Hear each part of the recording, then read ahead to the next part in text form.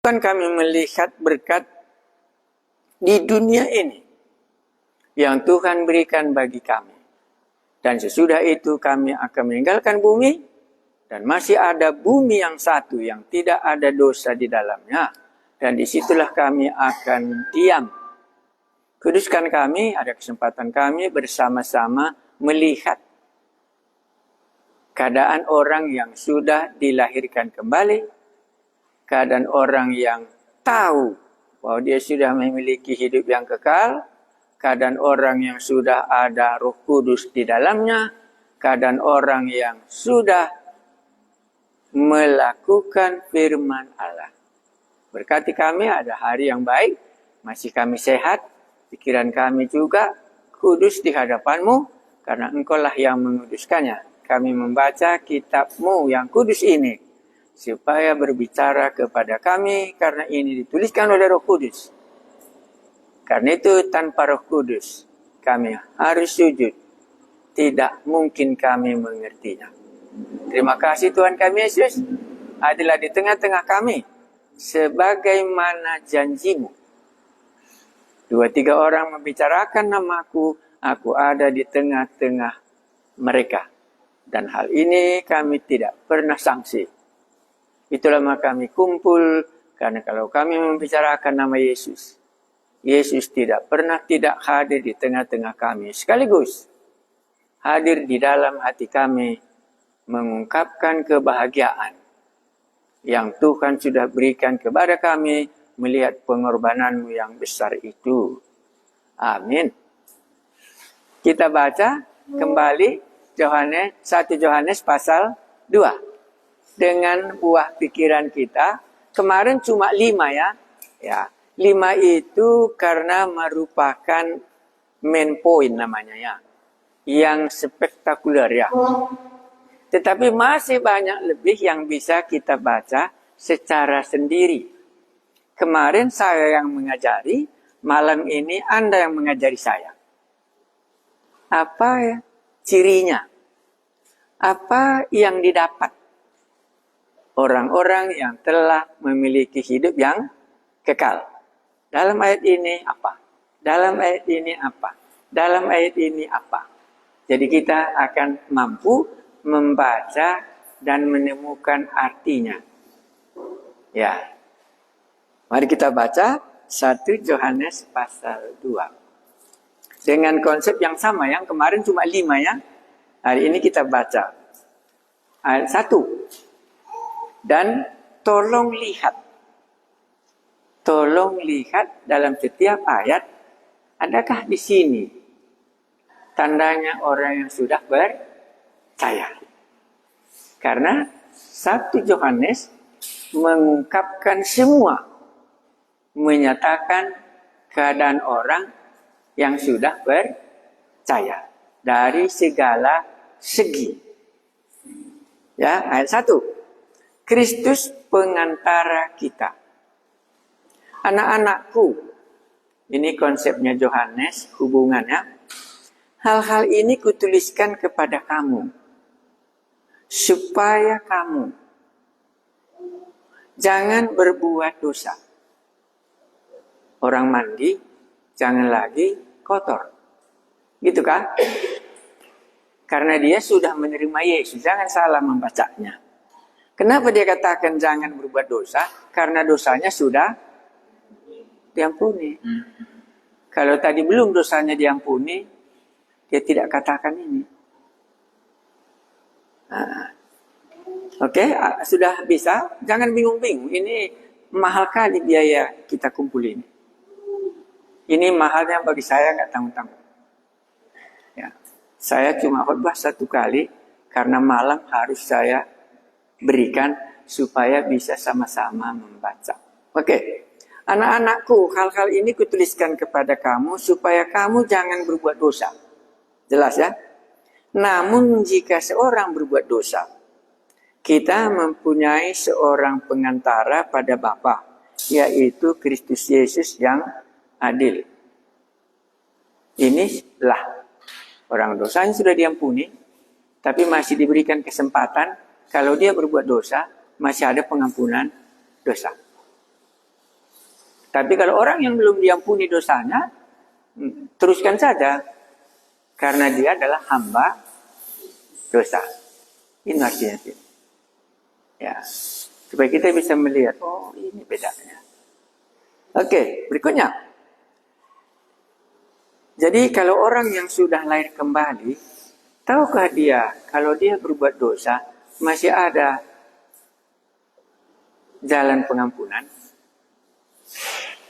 Ini ayat 1. Ayat 1 artinya, dia sudah dosanya diampuni. Tapi kalau dia berbuat dosa, masih ada jalan pengampunan bagiku.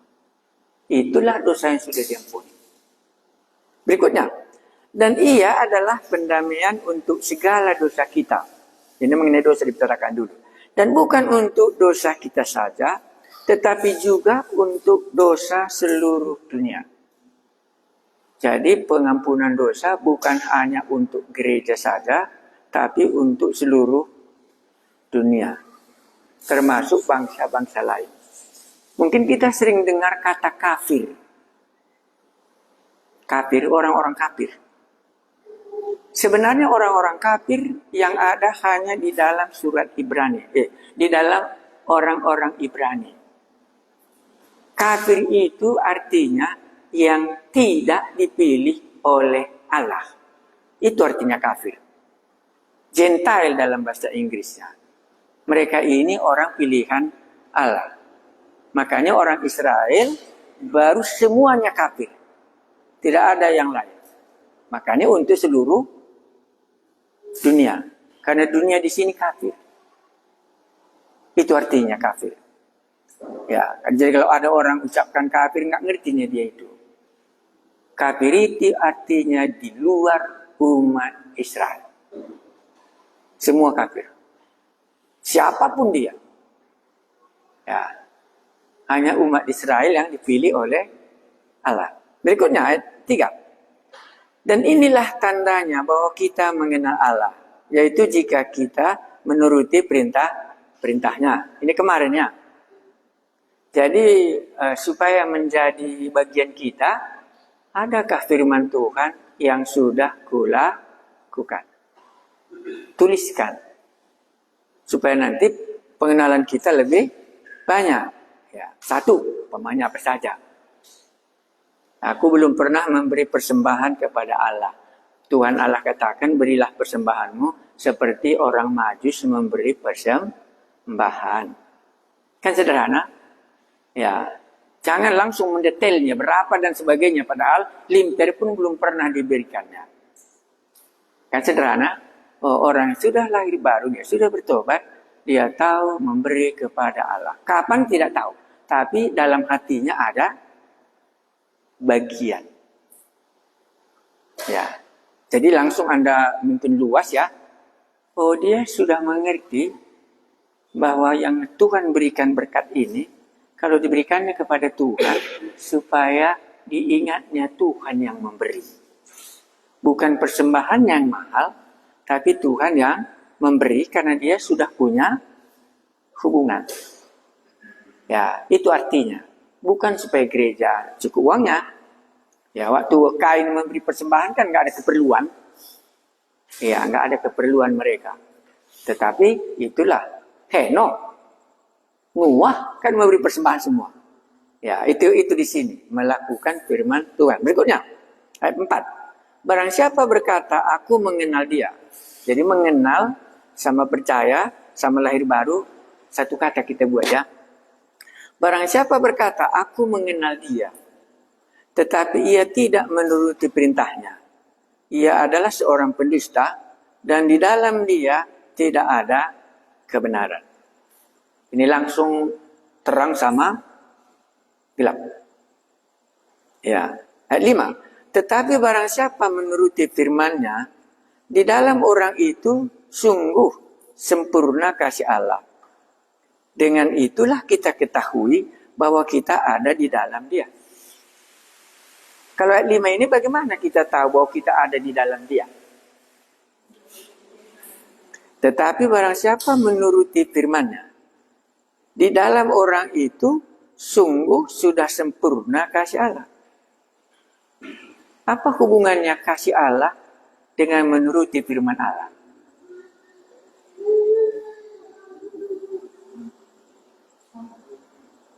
Saya ulangi. Tetapi barang siapa menuruti firman-Nya, di dalam orang itu sungguh sudah sempurna kasih Allah. Jadi waktu kita menuruti firman Tuhan, sempurna kasih kita kepada Allah atau kasih Allah sama kita. Karena barang siapa mengasihi aku, dia menuruti firman-Ku. Kan begitu dalam Yohanes ya, karena ini pembahasannya ini kan sudah selesai Injil Yohanes dibacanya. Karena ini ditulis kurang lebih sudah tahun 100. Injil Yohanes kurang lebih 90. Ini dari 10 tahun surat ini sudah berada di gereja ya.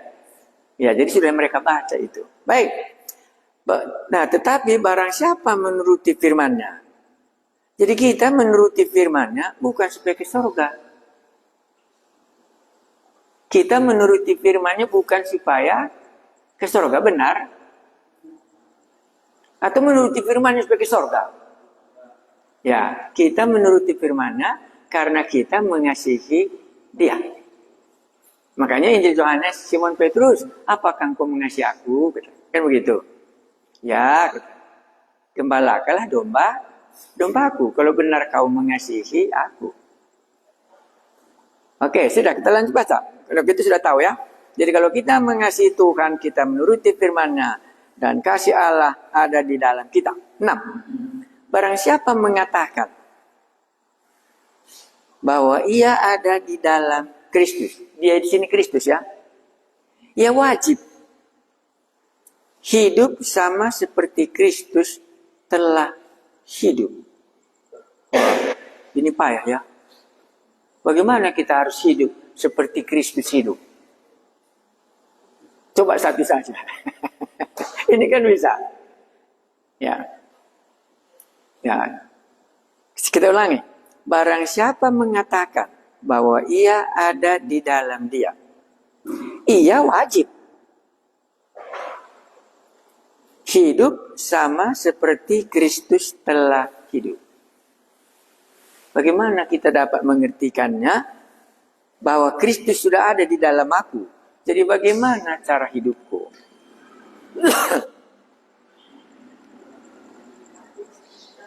Iya, aku rasa nggak payah. Kristus menjadi contohku. Gitu kan? Kristus menjadi. Iya, Kristus menjadi contohku. Ya ini dia. Ini dia. Kristus itu menjadi contoh bagiku bagaimana dia hidup. Umpamanya satu. Dia bersedia lahir di kandang domba. Merendahkan diri. Dia bersedia mati untuk domba-dombanya. Pengorbanan. Dan seterusnya. Kan bisa. Jadi bisa kita ikuti cara hidupnya. Jadi kalau kita mengikuti cara hidupnya Yesus, menurut Anda bagaimana? Maka benarlah aku hidup sebagaimana Allah hidup. Maka aku benar-benar bukan lagi orang duniawi. Itu maksudnya. Ya, itu maksudnya. Jadi nggak boleh kita lepas dari contoh Kristus menjadi contoh kita hidup. Oke, berapa lama Yesus hidup di bumi? Jadi kalau 30 tahun saja kita hidup di bumi sudah cukup. Supaya jangan nanti kita sering membicarakan umur panjang adalah kebahagiaan. Kerjanya di bumi hanya memenuhi kesulitan. Bukan. Itulah Kristus hidup. 30 tahun lebih, yaitu dia pulang ke surga. Kristuslah contohku. Apalagi berapa banyak ditinggalkan Yesus harta untuk murid-muridnya. 0 gitu. Kan gitu. Jadi aku berapa banyak kutinggalkan harta? Banyak? Ya banyak. Dalam hal itu aku tidak sama. Kan bisa. Ya, makanya sering kali Yesus katakan apa? Untuk siapa nanti itu katanya. Karena dia tidak tinggalkan itu untuk murid-muridnya. Karena murid-muridnya dapat rezeki yang berbeda. Masing-masing dapat rezeki yang berbeda. Karena Allahnya yang memeliharanya. Nah, ini. Jadi bisa banyak kan? Ya, jadi bisa kita banyak. Apa artinya Kristus menjadi contoh bagiku hidup? Maka Yesus pernah berkata, semua menjadi slogan. Kalau ditampar kaki kanan, kasih kaki kiri. Mana bisa? Memang tidak bisa. Kalau dia bukan Kristus. Kalau Kristus dikasihnya lah. Doakanlah musuhmu katanya. Mana mungkin? Nah, mungkin karena dia sudah melakukannya semuanya. Firman menjelma menjadi manusia. Jadi kalau sudah semua perlengkapan yang Yesus punya sudah diberikannya kepada kita, maka kita bisa hidup seperti dia. Jadi walaupun kita ngerti kamulah surat Kristus yang bisa dibaca orang, nggak ngerti kita ayat itu. Tahu kamu ayatnya di mana itu? Kita tuliskan karena di sini kuncinya. Kamulah surat Kristus. 1 Korintus berapa? Ini contohnya.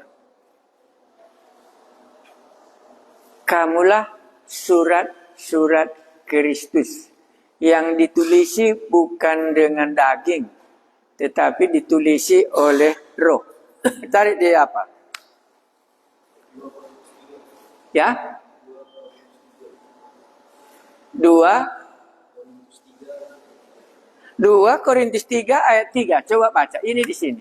2. Ini sama Jemaat Korintus ya. 2 Korintus 3 ayat 3. Coba baca yuk. Ya.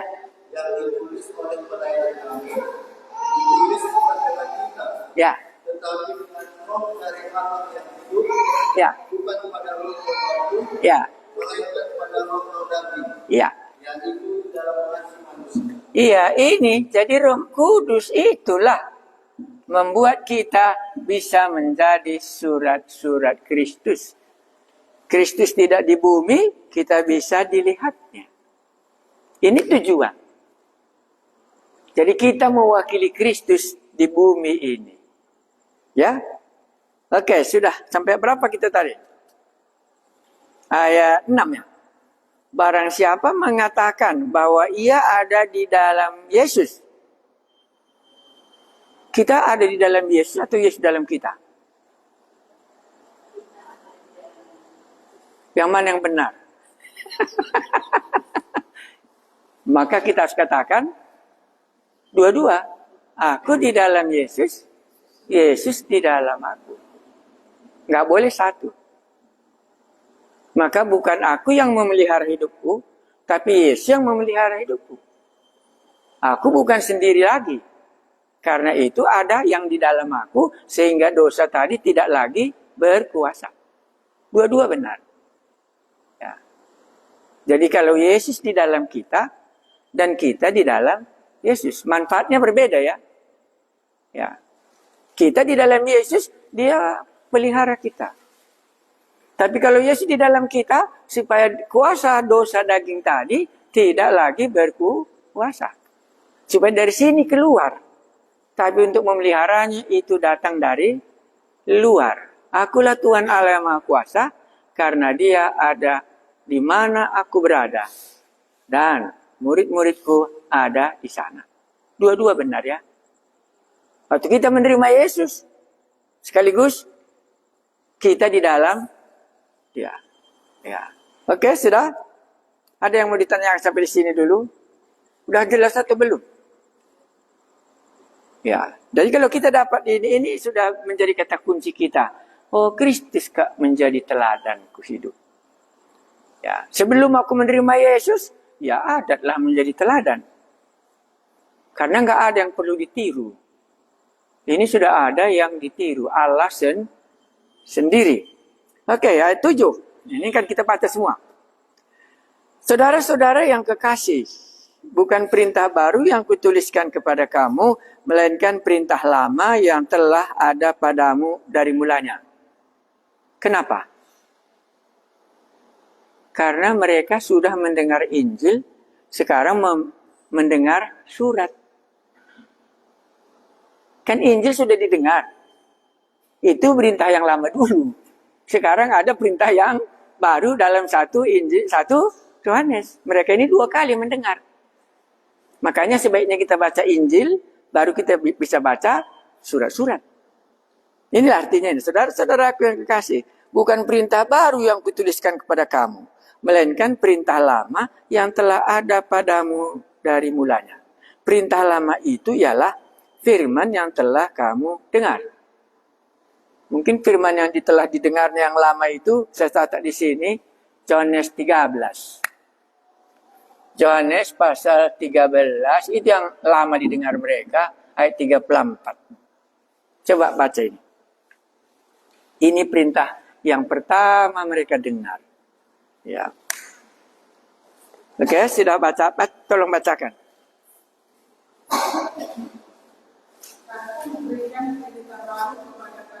Ya. Yaitu supaya kamu saling mengasihi, sama seperti aku telah mengasihi kamu, demikian pula kamu saling mengasihi. Iya, inilah perintah yang dulu.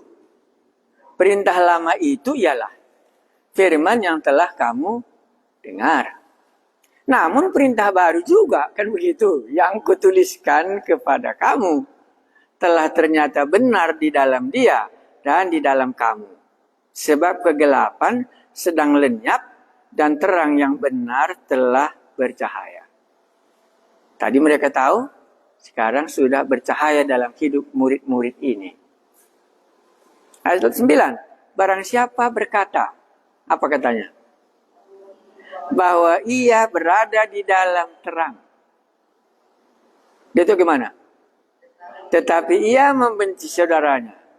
Ia berada di dalam kegelapan sampai sekarang. Jadi ini melihat kebencian. Kalau dia berkata dia dalam terang, tetapi dia membenci saudaranya, itu kategorinya. Bahwa dia bukan di dalam terang itu. Ya. Kan sudah nambah ya satu. Ya. Baik, ada yang mau ditanyakan? Sama dengan 11. Coba lagi baca 11. Tapi barang siapa membenci saudaranya, ia berada di dalam kegelapan dan hidup di dalam kegelapan. Ia tidak tahu kemana dia pergi, karena kegelapan itu telah membutakan matanya. Iya. Jadi membenci itu membutakan mata. Sehingga kita tidak terang hal rohani di dalam hidup kita. Nggak ngerti dia kemana dia pergi. Ya, ini ciri-cirinya. Jadi tidak mungkin kita membenci saudara kita kalau memang sudah benar kita ada di dalam Yesus dan Yesus di dalam kita. Kita telah memiliki hidup yang kekal. Jadi satu-satu ditambahinya. Ya, kemarin cuma berapa prinsip ya. Ini sudah tambah perintah baru yang dulu katanya. Hendaklah kamu mengasihi sebagaimana aku telah mengasihi kamu. Nah, sekarang dilanjutkannya lagi. Barang siapa berkata aku di dalam dia, tapi dia membenci saudaranya, oh itu tidak benar. Gitu kah? Nah, sampai di sini ada yang mau dikatakan? Dia membenci saudaranya, tapi dia katakan dia sudah bertobat. Benar atau salah? Itu kita kan kalau 1 kilo mesti 10 on, kan begitu. Ya. Nah inilah di sini kuncinya. Ya, maka ini 1 kilo harus 10 on. Bisa kita pindah atau mau kamu lihat lagi?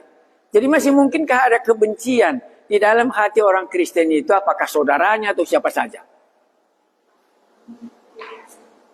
Gak bisa? Oh bisa?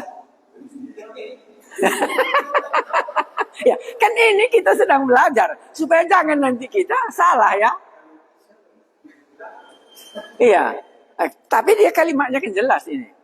Ya, yang jelasnya begini, barang siapa berkata bahwa ia berada di dalam terang, ini kan terang. Iya, tetapi ia membenci saudaranya. Ia berada di dalam kegelapan sampai sekarang, jadi dia belum bertobat. Nah, ini ukurannya. Belum bertobat. Karena Allah tidak pernah membenci. Tadi kan sebagaimana aku mengasihi engkau, demikianlah engkau mengasihi orang lain. Kalau Yesus ada di dalam, bagaimana bisa ada kebencian dalam hatiku? Tidak mungkin. Makanya dia katakan gelap sampai sekarang. Karena ada di antara mereka ini ngotot. Bahwa dia mengatakan dia sudah mengenal terang itu. Dia katakan dia sudah memiliki hidup yang kekal. Tapi ngotot dia. Makanya Yohanes langsung terus terang. Sampai sekarang dia berada dalam kegelapan itu. Tapi dia sudah terima Tuhan Yesus suatu kebun rohani. Dan sebagainya. Ya itulah dia. Kalau 5 on bukan 1 kilo. Kalau ada kebencian, tidak mungkin ada Yesus di dalam. Karena ini tadi kan menjadi contohku adalah Kristus. Nggak bisa aku lari daripadanya. Jadi jelas siapa yang membenci saudaranya, dia belum lahir kembali. Dia terus berjalan dalam kegelapan dan dia tidak tahu kemana dia pergi. Maka dia akan berputar-putar di dalam kekristenannya. Ya, inilah dia. Kenapa kalian terkejut? Udah. Ya, kenapa terkejut kita? Ya, kalau tadi Allah benci sama kita. Dan sekarang dia sudah mengampuni semuanya. Tadi berbicara soal dosa. Baru nanti kalau masih berbuat dosa, kau masih ada juga jalan pengampunan. Gitu ya. Itu kan namanya nggak bisa benci. Kalau sudah diampuni, kalau kita masih berbuat dosa lagi, masih ada jalan pengampunan bagi kamu. Sekarang, maka terang ini akan menerangi kita. Kalau ada kita benci, itu kita tandanya belum. Jangan nanti Anda ke surga. Karena dikatakan coba 10. Barang siapa mengasihi saudaranya, barang siapa berkata bahwa ia berada di dalam terang, tetapi ia membenci saudaranya, ia berada di dalam kegelapan sampai sekarang. 10. Tetapi barang siapa membenci saudaranya, ia berada di dalam kegelapan dan hidup di dalam kegelapan. Ia tidak tahu kemana ia pergi. Karena kegelapan itu telah membutakan matanya. Enggak tahu lagi dia ukuran rohani yang benar. Sudah buta kali dia. Berikan nabi persembahan dan miskin gereja makanya diberikannya. Kan buta dia. Dikasihinya pun orang karena sakit-sakitannya dia. Kan buta dia. Bukan karena Allah sudah mengasihi aku. Maka engkau aku kasihi. Jangan kau berterima kasih kepadaku. Berterima kasih kepada orang yang sudah memberikan kasih ini sehingga bisa kuberikan kepadamu. Kalau ayat ini dilakukannya, benarlah dia sudah diselamatkan. Makanya kalau benci, dia nggak tahu apa-apa. Buta dia. Ya, makanya dibuat lelang-lelang lah. Karena dia bukan melakukannya dengan kasih, tapi supaya banyak yang ya nanti di bawah masih jumpa. Masih kita lanjut kah? Masih ada benci di sini kah? Kok diam kupikir tadi? Iya. Sejak aku bertobat itu hilang semua. Heran aku. Ya, namanya hidup di kampung satu dengan tetangga kan banyak permasalahan. Ya, tapi hal itu memang hilang semua. Ya. Aku pun heran kenapa dia hilang gitu. Karena ini tadi kurasa ini ngapain kerjanya di dalam? Menguduskan. Kan kudus dibuatnya. Kalau ada Roh Kudus nggak menguduskan, bukan Roh Kudus dia. Itu roh iblis. Makanya dibawanya kita kemana? Ke kuburan. Karena gelap, nggak tahu dia jalan. Nah, itu. Roh Kudus itu menguduskan umatnya. Ya. Kita bilang ada Roh Kudus, tapi saudara benci. Nah, itu nggak mungkin katanya. Maka dia akan menjadi buta, nggak tahu dia prinsip rohani yang benar. Karena dia berjalan dalam kebutaan itu. Benci, ya sudah. Jadi orang yang sudah lahir baru, nggak bisa ada benci. Kalau memang benar, dia mengenal Allah. Kalau dia benci, maka dia berada dalam kegelapan sampai sekarang. Dan secara rohani, dia tidak tahu yang mana yang benar, yang mana yang salah. Dan dia tidak punya ukuran. Waduh kawan, aku nggak punya ukuran yang benar sama yang salah. Berarti Anda membenci orang lain. Situ orangnya. Kenapa dia benci? Karena dia yang benar. Orang itu salah. Dia sudah memponis, makanya dia benci. Makanya dia nggak bisa mengetahui yang mana yang benar. Makanya dia berjalan dalam kegelapan.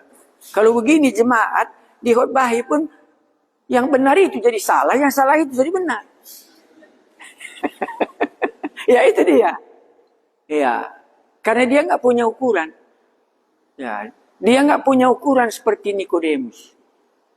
Nikodemus itu kan kata, saudara-saudara, apakah menurut undang-undang kita? Bolehkah kita jatuhkan kesalahan sebelum Yesus ini diadili? Aku tidak setuju dengan kamu. Kan dia sudah tegak. Kan Anda bisa langsung lihat dia sudah tahu ada kebenaran. Ya, tadinya gelap sama dia semua. Tetapi sekarang sudah terang sama dia. Tahu dia benar, tahu dia salah. Maka di sini ayat 9-10 itu, kalau dia nggak tahu yang mana yang benar, yang mana yang salah, maka dia belum dilahirkan kembali. Ya, tapi tahu dia salah, tapi tahu yang benar. Inilah orangnya. Ya, oke. Kalau ada benci silakan sah. Maksudku tadi juga kita sudah berbicara. Kenapa ini dikatakan? Satu cuma tujuan Tuhan. Supaya pengorbanannya di kayu salib itu sempurna kita dapat nikmati. Selama kita hidup di bumi. Maka diberikannya Roh Kudus pun supaya kita kudus. Supaya kita bisa nikmati hidup di bumi ini. Ya, perlengkapan hidup di bumi diberikannya seutuhnya. Supaya pengorbanannya di kayu salib tidak sia-sia. Nah ini ya tujuannya. Jadi kalau kita membenci, apakah pengorbanan Yesus berguna? Enggak berguna. Jadi mari kita lihat sisi Tuhan, makanya dikatakan ini, supaya pengorbanannya itu sempurna menjadi bagian kita. Ya, makanya itulah dia. Oke, cukup ya. Jadi kalau ada yang benci, Anda tetap di dalam apa? Pulang nanti kasih tahu, oh, aku belum terang. Karena Alkitab sudah punya takaran. Nggak boleh kutukar-tukar. Kalau kutukar, maka aku sudah berada dalam keadaan yang gelap. Ayat 9 sama ayat 11. Ayat 10. Barang siapa mengasihi saudaranya. Ini kembali. Ia telah berada di dalam terang. Dan di dalam dia tidak ada penyesatan. Rupanya yang benci itu kerjanya menyesatkan. Yang benar itu dibelokkannya. Yang salah itu diluruskan. Untuk membela dia ya. Supaya terbukti dia benar. Nah makanya 10 dibuatnya tengah-tengah. Ayat 9 dan ayat 11. Di 10 dibuatnya di tengah. Kan di tengah 10. Barang siapa mengasihi saudaranya. Ia tetap berada di dalam terang. Dan di dalam dia tidak ada penyesatan. Yang di atas sama di bawah. Penyesatan akan keluar. Ya.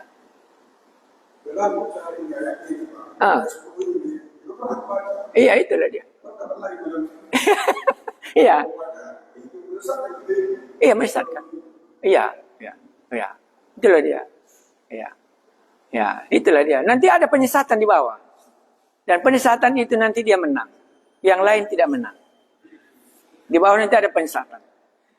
Ya, barang siapa mengasihi saudaranya, ya tetap berada di dalam terang. Tidak takut kita kegelapan. Dan di dalam dia tidak ada penyesatan. Oke, cukup. Lanjut, 12.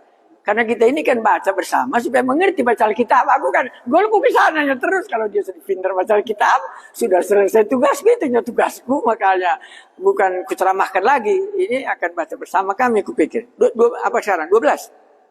Aku menulis kepada kamu, hai anak-anak, sebab dosamu telah diampuni. Berani? Si penulis ini berani. Hai anak-anakku, aku menulis kepadamu, ngapain? Karena dosamu sudah diampuni. Oleh siapa?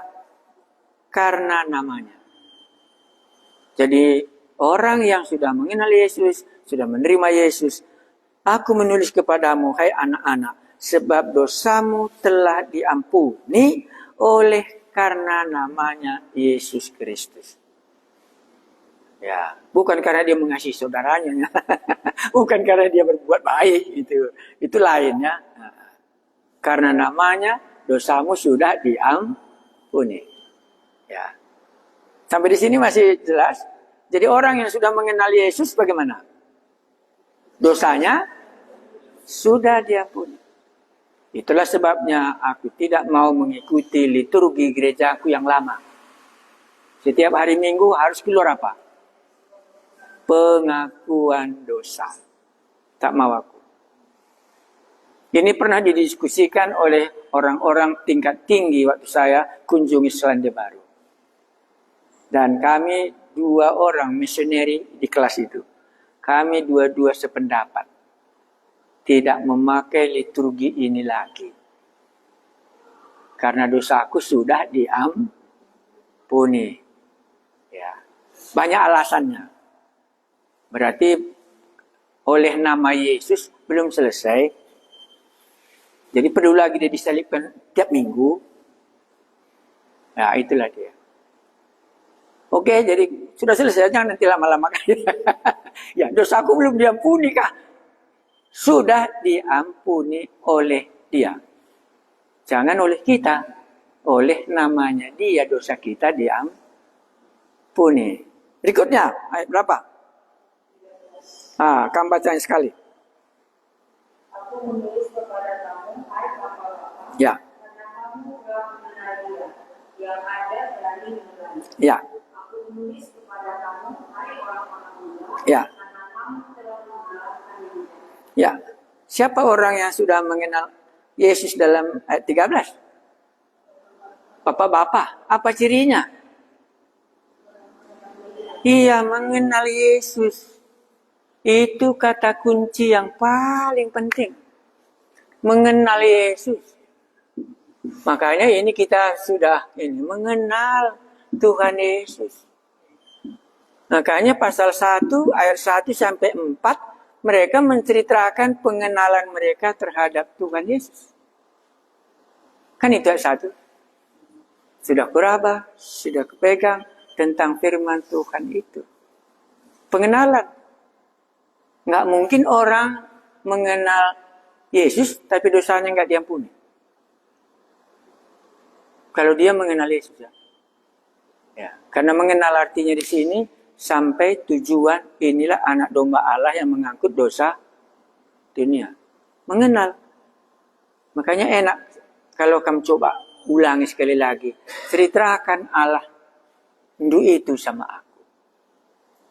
Bisa ku ceritakan Allahku. Apalagi yang kedua di dalam bacaan tadi. Ini untuk bapak-bapak ya. Orang muda itu gimana? Iya. Sudah mengalahkan kejahatan. Jadi orang muda nggak bisa lagi berkata, aku dikalahkan kejahatan. Nggak bisa. Karena aku masih muda Pak. Seringkali dikalahkan kejahatan. Salah. Karena kamu telah mengalahkan kejahatan itu. Tadinya iya memang. Tapi sekarang enggak lagi.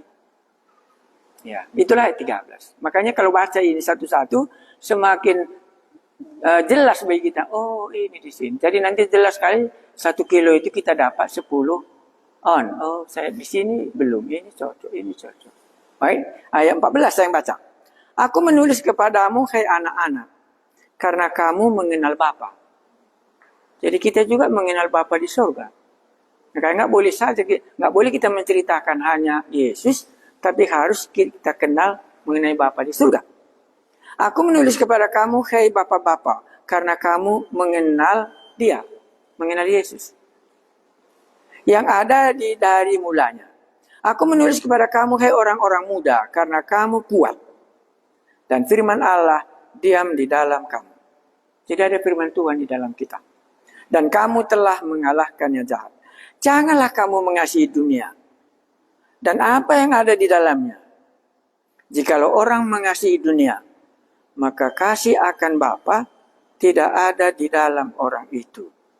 Sebab semua yang ada di dunia, yaitu keinginan daging, keinginan mata, serta keangkuhan hidup, bukanlah berasal dari Bapa, melainkan dari dunia. Dan dunia ini sedang lenyap dengan keinginannya. Tetapi yang melakukan kehendak Allah tetap hidup selama-lamanya. Apa yang bisa kita jelaskan ayat 15 ini? Larangannya, janganlah kamu mengasihi dunia. Kenapa? Apakah maksudnya dunia di sini? Dunia di sini yang ditonjolkan apa? Satu, keangkuhan. Apalagi? Keinginan daging. Apalagi? Keinginan mata. Maka dunia di sini boleh kita katakan adalah luxury. Kemakmuran. Yang dianggap orang bahwa inilah hebat. Gitu kan? Gitu ya? Ya. Baru kalau ini dianggap hebat, nanti bagaimana? Luntur. Semua kan itu dimasukkan ke sini. Ya, maka bagaimanapun hebatnya dunia akan luntur dia. Bagaimana kehebatnya Rom, kemegahan kekaisaran Romawi tak ada tandingannya. Kemegahan Salomo nggak ada tandingannya. Semuanya. Tetapi itu akan lenyap. Tetapi kebenaran Allah sampai kepada hidup yang kekal. Jadi bagaimana kita mengartikan ayat 15 ini? Siapa yang coba? Ya. Ya, ini bisa diungkapkan. Larangan supaya jangan nanti dia menyesal. Kalau ini diharapkannya hilang nanti kasih Bapa yang ada sama dia. Nggak bisa disatukan, begitu kah? Kurasa itu yang mau Tuhan katakan. Nggak bisa kamu satukan luxury dunia ini dengan kasih Allah. Begitu kah? Kalau kita satukan, salah satu akan hilang.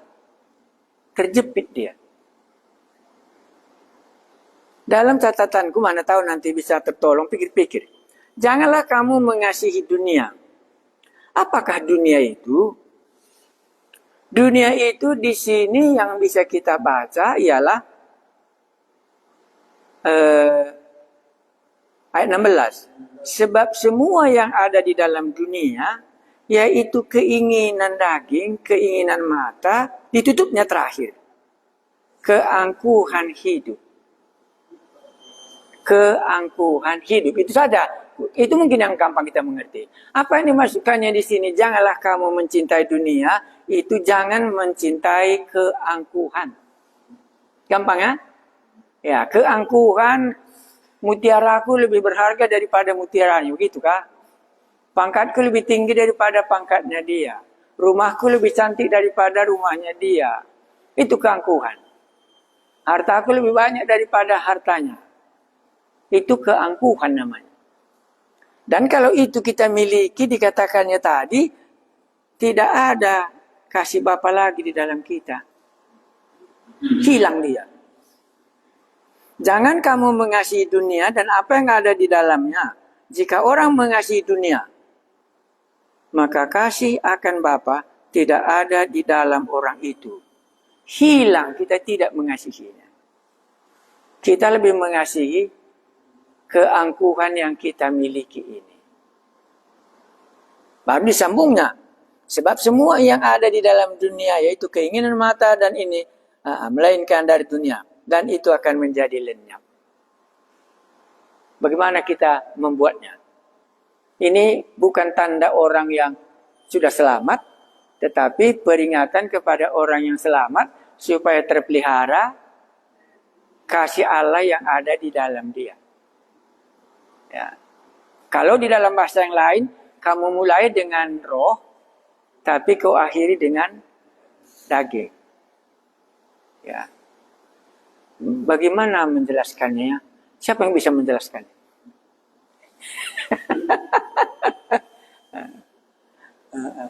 Aku mencoba menjelaskannya, entah nggak nanti terlalu tepat kupikir, jadi aku nggak mau menjelaskan ini. Iya.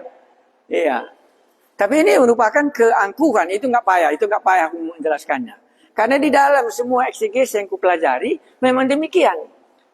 Ini sudah dijelaskan tadi bagaimana sempurnanya Allah itu ya. Sesudah itu berbalik dia melihat dunia ini.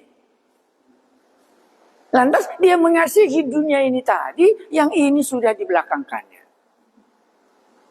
Iya. Maka tadi sudah kumulai, kalau aku dikasih gaji, rendah bagi aku.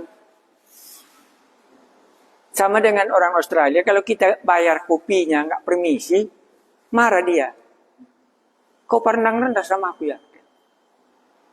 Tapi kalau kita permisi, dia berterima kasih. Ya, kau pikir nggak ada uangku gitu. Ya, itu makanya yang tadi. Dia sudah melihat kasih Allah itu enak. Tahu-tahu ada dunia di sini gitu. Akhirnya ke situ dia. Ya, aku buatlah ilustrasi yang sederhana. Tadi bapaknya sama mamanya dekat kali dia. Lantas dibawa ke tempat mainan. Ini kan gampang ya. Ya inilah itu ilustrasinya. Akhirnya dia sibuk dengan permainannya. Mamanya sama bapaknya entah kemana sudah hilang. Nggak lagi dia. Nah, inilah gambar yang paling sederhana. Ya, berarti itu Tuhan mau. Ya, mamanya ditinggalkannya, sibuknya di mana? Ya. Baru bagaimana bilang mamanya, kami pulang ya, tinggal kau di situ ya. Ma katanya, karena dia kan hatinya di sana. Kalau mamaku pergi, mainan pun nanti nggak berarti lagi gitu. Tapi mainan itu yang apa? Menarik sampai. Ya ini ilustrasinya sangat sederhana. Ya, kurasi itu yang paling tepat. Dunia menarik kita. Ya. Nah, dia tarik kita, hebat ini gitu. Ya, Allah katakan, aku pergi ya. Sedih juga kita gitu. Tapi itulah yang kurasa bisa menjadi memori. Mana tahu nanti kita sudah mencintai dunia, baru kita tahu, sudah aku kehilangan yang paling berharga. Ya, anak-anak tadi dari rumah, mamanya sama bapaknya yang paling dekat sama dia. Nggak pernah bisa dilepas. Tapi kalau sampai di mainan, mamanya nggak lagi diperhatikannya, mainan saja terus. Jadi diajak pun pulang, nggak mau dia pulang. Iya, karena dia sudah jatuh cinta kepada dunia. Dan dia kehilangan kasih Bapa yang dari mana dia datang. Maka itu akan binasa. Tetapi keluar ayat 17. Dan dunia ini sedang lenyap. Kalau ditinggalkan tadi dengan mainan, bagaimana jadinya? Datang malam, mana bisa mainan itu dimakannya. Itu yang masukkannya. Nah, maka dikatakannya, dan dunia ini sedang lenyap dengan keinginannya. Nah, barulah, tetapi yang melakukan kehendak Allah tetap hidup selama-lamanya. Ada yang kita mau tanyakan atau ada yang belum kita mengerti waktu kita baca gambaran orang-orang yang sudah mengenal Allah? Semua bisa? Sekarang baca ke bawah. Nanti PR kita besok baca. Kita nggak datang lagi ke sini. Nanti kalau ada yang kurang jelas, bisa. Bisa kah? Ini bagian yang bawah ini berbeda sedikit. Karena namanya kan lebih dalam ya. Lebih dalam. Selangkah demi selangkah ya. Ya. Mari kita lihat kalau gitu. Kalau belum kalian lihat. Ini antikristus. Ya. Anak-anakku, waktu ini adalah waktu yang terakhir. Jadi sekarang ini sudah akhir zaman. Dan seperti yang telah kamu dengar, seorang antikristus akan datang. Sekarang telah bangkit banyak antikristus. Itulah tandanya bahwa waktu ini benar-benar adalah waktu yang terakhir. Memang mereka berasal dari antara kita. Tetapi mereka tidak sungguh-sungguh termasuk pada kita. Sebab jika mereka sungguh-sungguh termasuk pada kita, niscaya mereka tetap bersama-sama dengan kita. Tetapi hal itu terjadi supaya menjadi nyata bahwa tidak semua mereka sungguh-sungguh termasuk pada kita. Apa ayat ini?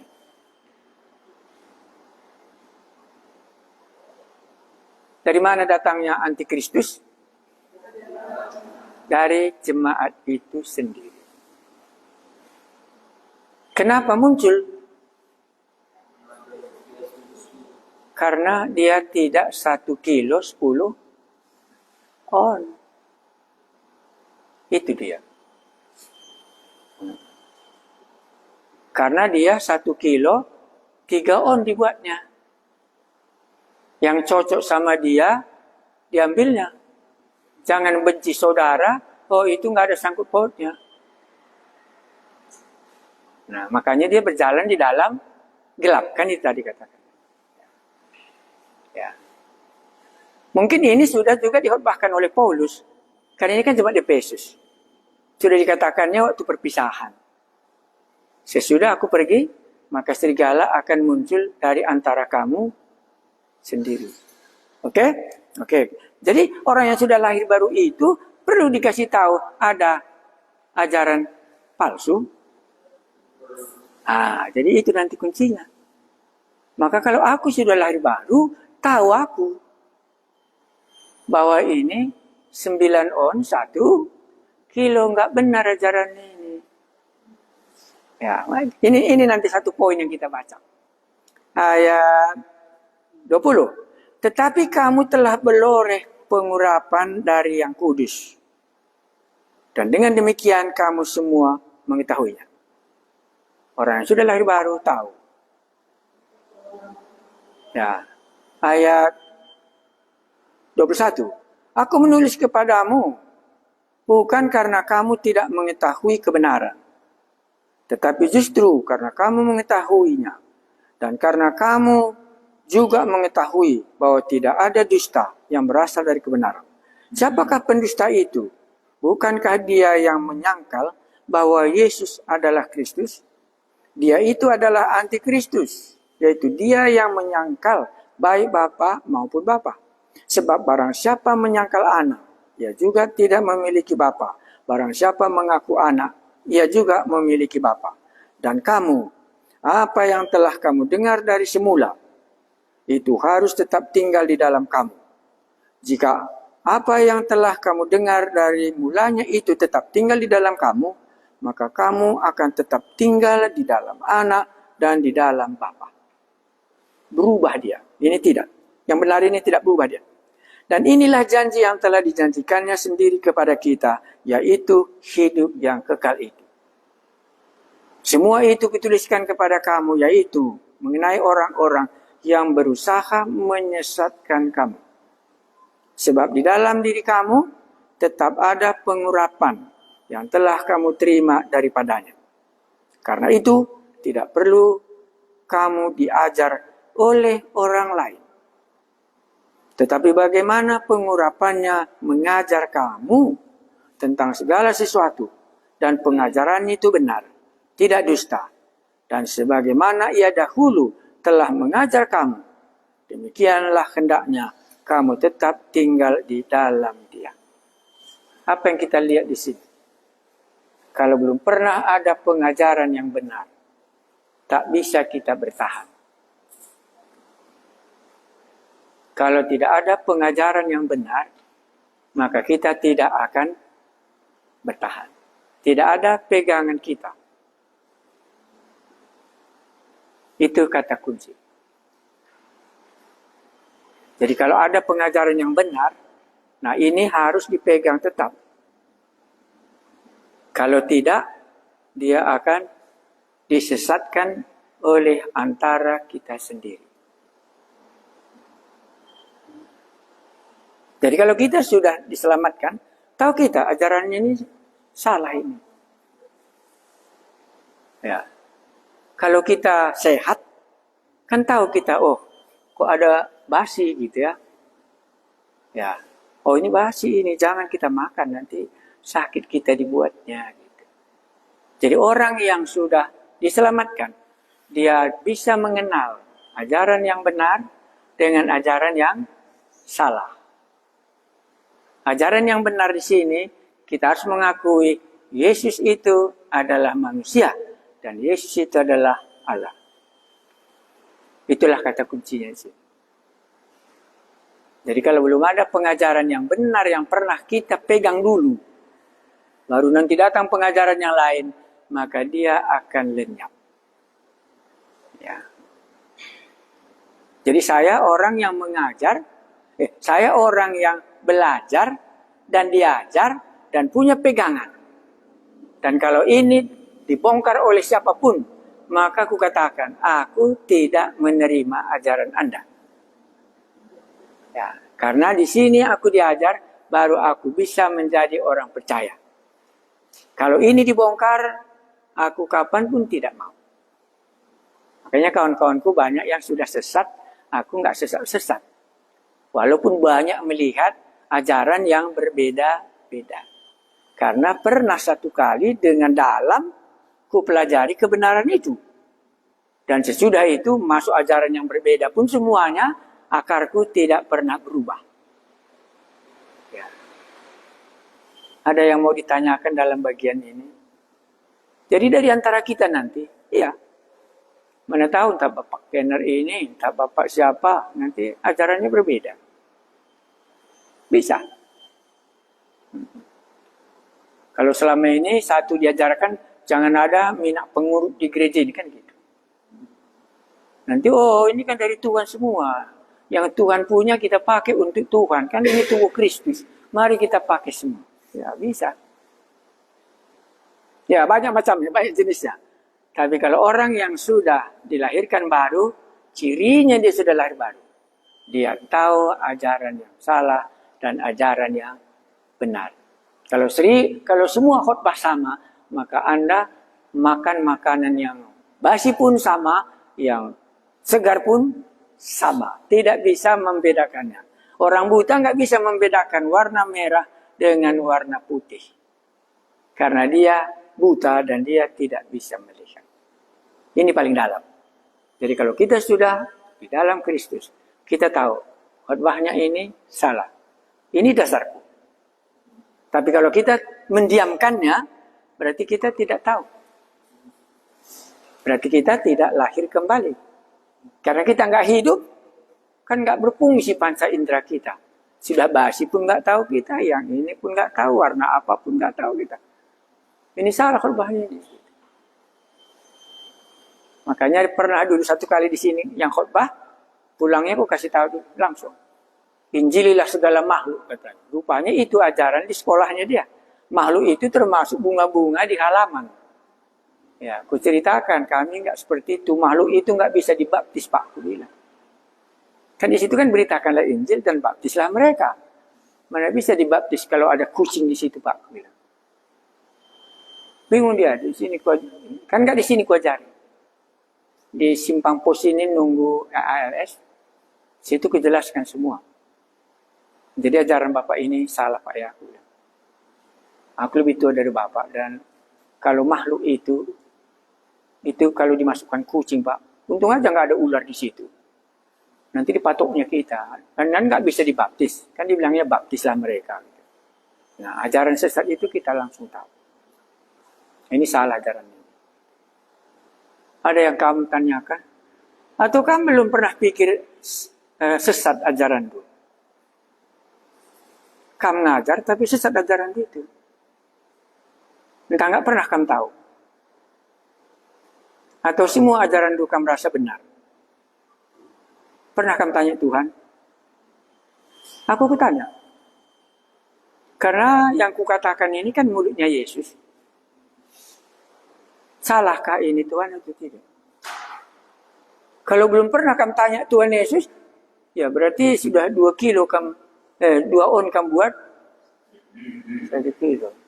Nggak ada roh Allah yang meyakinkan berita itu benar. Bagaimana bisa orang lain menjadi yakin? Jadi kalau salah, aku rasa salahnya tadi di sini. Bisa kita tahu, oh ini salah ngomong, tapi idenya nggak salah. Kan bisa 2 ya. Bisa salah kita ungkapkan, tetapi bisa salah secara kebenaran firman Tuhan. Ya, sudah menyimpang dari ajaran yang sehat. Yesus itu adalah Allah dan Yesus adalah manusia. Kita bisa mengenal Bapa dan kita bisa mengenal Anak. Makanya nggak bisa salah. Kalau Matius, Markus, Lukas, Yohanes pasti menceritakan Allah semuanya di dalam. Nggak bisa salah. Apa saja di dalamnya pasti menceritakan Allah. Ya, nggak bisa salah. Nah ini maksudnya tadi. Dari antara mereka ini muncul ajaran yang sesat. Karena pada akhir zaman akan muncul itu. Makanya baiknya kalau kita sudah selesai khotbah itu tanya. Khotbahku tadi salah atau tidak. Gitu. Aku sering bertanya Muhammad Yusuf. Bagaimana khotbah kita di malam? Gitu. Di mana titik beratnya? Bisa salahkah dari satu sisi? Salah ini atau salah ini? Benarkah tindakan itu? Karena dari sini muncul tadi kan bisa. Ya. Jadi orang yang sudah lahir baru apa tadi cirinya? Tahu dia ya ajaran sesat sama ajaran yang tidak sesat. Kita lanjutkan sampai selesai. Ya, 10 menit lagi. Anak-anak Allah. Maka sekarang anak-anakku tinggallah di dalam Kristus. Supaya apabila ia menyatakan dirinya, kita beroleh keberanian percaya. Dan tidak usah malu terhadap dia pada hari kedatangannya. Apa yang kita tahu ayat 28? Ya, kita yakin dia akan datang. Kedua apa? Kita beroleh keberanian jumpa. Bagaimana dengan Adam dan Hawa? Sesudah dia berbuat dosa, dia lari dari hadapannya. Inilah orang yang sudah lahir baru. Dia berharap kapan Yesus datang. Karena dia sudah rindunya berjumpa. Ini ayat ini. Maka sekarang anak-anakku tinggal di dalam Kristus. Supaya apabila ia menyatakan dirinya, kita beroleh keberanian percaya. Dan tidak usah malu terhadap dia. Ini nanti kita akan malu terhadap dia waktu kita jumpa sama dia. Pada hari kedatangannya. Jadi kalau orang yang lahir baru mengharapkan Yesus datang. Bukan nggak datang nanti. Makanya aku katakan kamu bertobat. Kalau kamu nggak bertobat, datang nanti dia. Kamu sendirilah yang tanggung jawab. Kata Paulus kan gitu. Aku tidak bersalah di hadapannya. Bagi semua orang yang masuk ke dalam hukuman. Siang malam aku telah memberitakan Injil 3 tahun lamanya di Efesus ini. Jadi seandainya kita sendiri Tuhan, aku beranikah jumpa dengan Tuhan? Kan ini ukurannya. Itulah Martin Luther makanya dia bertobat. Sekarang isu yang paling berat sekarang kan ada satu bunuh diri. Dan mereka berkata, who is the next? Itu dari satu gereja, dia bunuh diri. Umurnya 35 tahun. Dan semua orang sudah mulai pikirkan bagaimana caranya nanti ini. Karena sudah dibuat survei 60%. Semua yang di situ memiliki gejala jiwa psikologinya sama. Lalu dibuatnya kalimatnya, who is the next? Karena kemungkinannya dia tidak berani berjumpa dengan Allah. Dia merasa hidup ini tidak berarti. Itu di dalam cerita itu. Dan tiap hari masih keluar di YouTube-ku. Bagaimana caranya kok dikeluarkan terus ini. Pimpinan apanya itulah mengungkapkannya. Dan dibuat surveinya. Kenapa dia bunuh diri. Karena tidak berani berjumpa dengan penciptanya. Martin Luther itulah persoalannya. Setiap kali dia berdoa, dia takut berjumpa dengan Allah kepadanya, dia berdoa itu. Sampai dia bertobat, dan sudah itulah keluar Protestan. Itulah ceritanya dia. Oke, dah berani kita jumpa. Jadi orang sudah lahir baru, berani dia jumpa dengan Tuhan. Ayat 28 terakhir. Jikalau kamu tahu bahwa ia adalah benar, kamu harus tahu juga bahwa setiap orang yang berbuat kebenaran lahir daripadanya. Kan gampang. Kalau Allahku itu benar, tingkah lakunya morat-marit, kan salah. Kalau Allahku itu benar, maka dia pun harus berbuat yang benar. Kalau dia bukan berbuat yang benar, maka ini tidaklah pas. Salah dia itu. Jikalau kamu tahu bahwa ia adalah benar, kamu harus tahu juga bahwa setiap orang yang berbuat kebenaran lahir daripadanya. Inilah selesai pasal 3, 4, 5. Masih mau datang besok? Ini kan kita baca bersama. Ya. Jadi lihatlah dulu sebelum aku bertobat, begini tingkah lakuku dalam kebenaran. Sekarang sesudah aku bertobat, inilah tingkah lakuku dalam kebenaran ini. Bisa kuukur. Ya, bisa kuukur di mana aku berada. Karena inilah 1 Yohanes. Kalau di depan supaya kamu percaya. Jadi tahu aku memimpin supaya orang percaya kepada Yesus. Dan tahu aku yang sudah percaya Yesus, tahu membuat dia yakin bahwa dia sudah diselamatkan.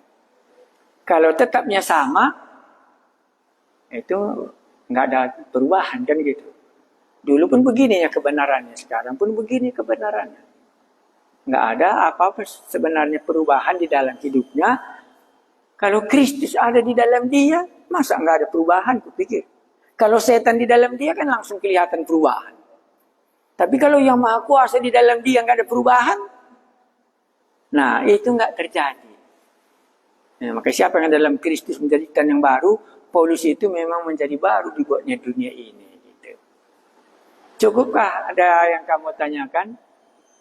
Atau ada yang sudah mulai, aku belum masuk, akalku itu bisa. Kan bisa belum masuk akal.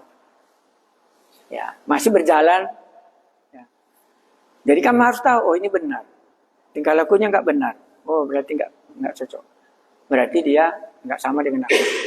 Karena di dalam Alkitab pun dikatakan tidak semua termasuk masuk ke dalam kerajaan surga. Itulah nanti menjadi anti Kristus datang dari antara kita yang tidak sungguh-sungguh. Jadi dia sudah punya standar. Ini kupegang, ini kubuang.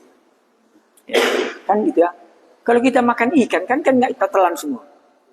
Ya, pilih sila pula. Kalau ditelan semua, berarti kita bisa mengambil yang baiknya gitu. Terima kasih banyak sampai di situ. Besok bagaimana Ibu? Masih mau datang? Oke, besok hari Jumat kah? Ya, terima kasihlah. Jadi minggu nanti kita pertemuan kudus. Selasa Rabu entah sudah kami kembali ke Kabanjahe. Karena ke Bali itu dengan cuaca yang buruk, kurasa itu pertanda bagi aku jangan meninggalkan tempat. Aku tidak berani ambil risiko karena itu adalah dari Tuhan. Gini malu ya. Gini malu itu berapa? Baru 2 saja kapalnya sudah tenggelam. Ya, tenggelam, apalagi di daerah lain, ya. Apalagi tempat lain. Jadi cuaca memang belum mengizinkan bepergian. Jadi saya tunda. Ya, entah kapan nanti sudah mulai berubah sedikit ya. Dan tidak selamanya seperti ini, alam ini berubah-ubah ya. Tapi mengenai ke Tibet itu, teman-temanku memang sudah mengharapkan kali aku ikut. Tapi kalau kesehatanku terganggu, pasti juga aku tidak pergi. Tapi teman-temanku berharap kali supaya di sana aku 2 minggu. Bersama mengajar mereka, mereka juga ikut persekutuan gitu ya. Karena mereka ada persekutuan tahunan namanya. Tibetan Society namanya. Jadi grupnya orang Tibet semua kumpulnya di satu tempat. Ya, sesudah itu ada rumah orang Tibet di situ, seperti guest house ya. Nah, nanti kami tinggal di situ sekolah sama orang-orang yang sudah dikumpulkan nih orangnya, supaya bisa kami sama-sama belajar. 2 minggu lamanya. Tapi itu kurasa belum kuputuskan, tergantung kepada kondisi kesehatan. Kalau nggak ada pesawat, itu naik busnya 12 jam. Ya, dia pas di bawah gunung Himalaya. Sebelah sana Tibet, sebelah sini dia. Nah, tapi kalau ada pesawat, seperti kami kemana, ke daerah Lok Sumawe kah, atau ke Takengon gitu. 1 jam sampai. Tapi nggak terlalu jauh. Oke, besok kita baca pasal 3. Ulangi lagi baca-baca nanti. Mana tahu ada yang punya ide bisa dapat lebih banyak. Kita berdoa. Kami diyakinkan bahwa anak-anak Allah itu mengetahui kebenaran. Ini merupakan suatu berharga kali bagi kami. Boleh kami tahu ajaran yang sesat, dan boleh kami tahu bahwa kami ada berada di dalam Kristus. Dan boleh kami tahu bahwa waktu Kristus datang kami tidak akan malu berjumpa. Dan kami boleh tahu dosa kami sudah diampuni. Kami memuji nama-Mu.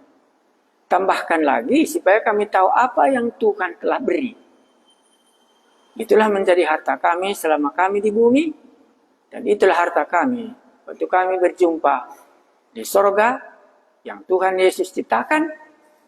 Dunia juga Tuhan Yesus ciptakan. Dan sekarang kami hidup di dunia, kami tahu. Sebelum bertobat bagaimana kami hidup. Dan sesudah bertobat bagaimana kami hidup. Barulah nanti di sorga bagaimana kami hidup. Perlengkapan semua Yesus telah berikan kepada kami. Terutama ada Roh Kudus yang dapat menolong hidup kami. Sehingga kami hidup di dalam rohani, di mana Kristus diam di dalam hati kami untuk menantikan. Maka sukacita yang dari Roh Kudus akan melimpah di dalam setiap hidup kami. Dan tiap hari kami tahu Tuhan Allah kami ada di dalam kami, dan kami ada di dalam Engkau untuk memelihara hidup kami. Dalam nama Tuhan kami Yesus kami masih mohon, berilah pengertian kami lebih dalam. Amin. Terima kasih, selamat malam. Kalau ada yang ditanya boleh nanti kirimkan.